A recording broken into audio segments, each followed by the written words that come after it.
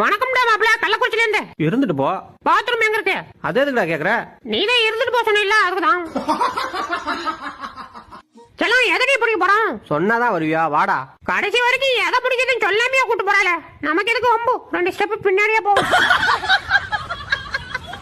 அறிக்கை அப்படியே இருந்துக்கிட்டு என்ன இந்த தோட்டத்தை தோத்துறானே. ஐயோ, இவன் அப்ப மட்டும் இல்லன்னா என்னைக்கே சுட்டி வாயில போட்டு இருந்திருப்பேன்.